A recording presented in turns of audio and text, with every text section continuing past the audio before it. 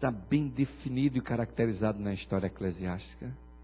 O poder dos jesuítas, da Santa Inquisição, da perseguição aos cristãos, mártires que foram queimados, condenados por decisões religiosas e excomungados pela Corte Suprema do Vaticano. Nós não temos como fugir da história que confirma e comprova a profecia. Quando o primeiro anjo voou pelo meio do céu e falou da besta, ele estava falando desse poder religioso papal, que já vem se manifestando por muitos e muitos anos. E a cada dia que passa vem tomando mais força no planeta Terra. Mas é interessante que a mensagem fala também da imagem da besta. E para a gente entender a imagem da besta, nós temos que, Apocalipse 13, entender uma segunda besta que o profeta fala. A Bíblia fala claramente de que há uma segunda besta.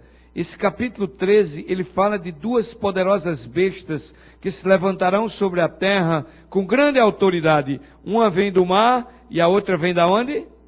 Vem da terra. Em Apocalipse 13, 11 e 15, a Bíblia fala dessa segunda besta que surge da terra, mas ao contrário da primeira, ela tem a aparência de cordeiro.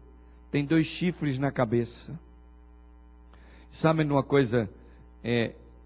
São João, quando ele viu essa segunda besta saindo da terra, ele caracterizou claramente o animal que ele estava vendo como um cordeiro. Porque a primeira besta ele queria identificar e não conseguia. E como ele não conseguia dizer se era um leão, se era águia, se era um leopardo, ele não conseguia, ele disse assim: eu vi uma besta saindo do mar. A palavra besta, vocês conhecem algum animal besta? Existe um animal com o nome de besta. Besta é um termo usado pelo profeta para descrever algo terrível e espantoso que ele estava vendo. Mas quando ele viu a segunda besta, no capítulo 13, a partir do versículo 11, ele disse que ele viu aquele cordeiro que vinha da terra. Mas disse que quando o cordeiro tinha 2 chifres na cabeça, e ele disse assim, que quando o cordeiro abria a boca, ele falava como o quê? Ele falava como dragão. Uma figura estranha essa. Era um cordeiro, parecia manso, inofensivo, mas quando abria a boca, rungia e falava com labaredas de fogo, com a força de um dragão.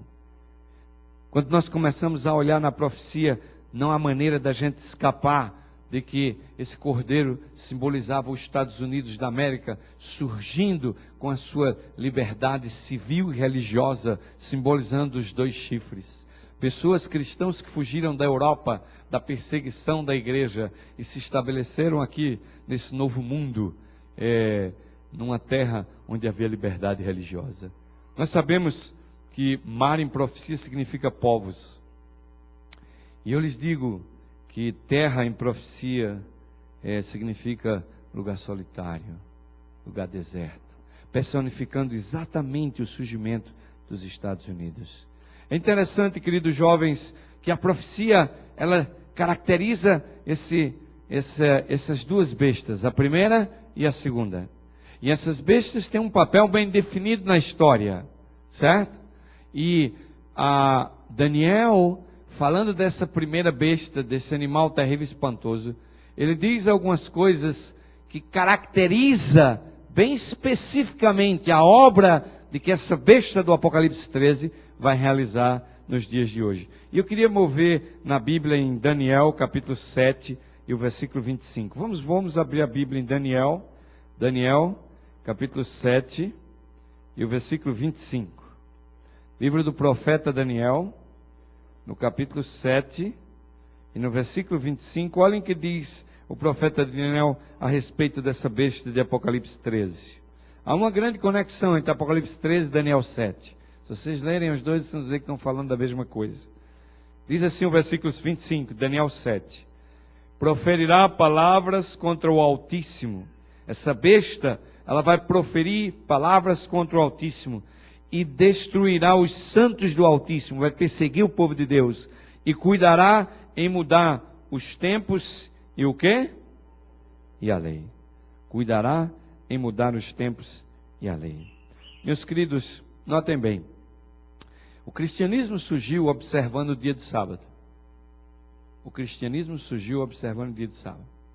Quando terminou o primeiro século da era cristã, havia os pagãos adorando o Deus Sol, no domingo, e havia os cristãos adorando o dia de sábado. E o Império Romano fazia uma grande perseguição a todo mundo que era cristão, mas não perseguia os pagãos, certo? Mas é interessante que Constantino, quando ele finalmente se autoafirmou no poder, e por volta aí do ano 325, no Concílio de Nicéia, ele reuniu a igreja e tomou-se então a decisão de que o sábado seria movido para o domingo. Mas essa autorização, ou esse decreto editado por Constantino, ele precisava da validade da igreja. E aqui entra os pais da igreja, referendando o edito de Constantino. O edito de Constantino foi em 321, mas houve um concílio dos bispos em 325. E nesse concílio de Nicéia, a Igreja Católica então, pela autoridade dos pais da igreja, mudou a observância do sábado para o domingo em celebração à ressurreição de Cristo Jesus.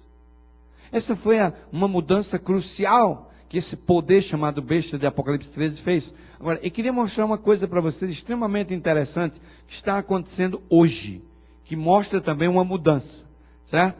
Olhem para o telão, e eu quero ler esse texto, e logo a seguir eu vou mostrar a vocês uma coisa. Diz assim, Ellen White diz assim: a besta de chifre semelhante ao de cordeiro foi vista subir da terra, em vez de subverter outras potências para estabelecer-se.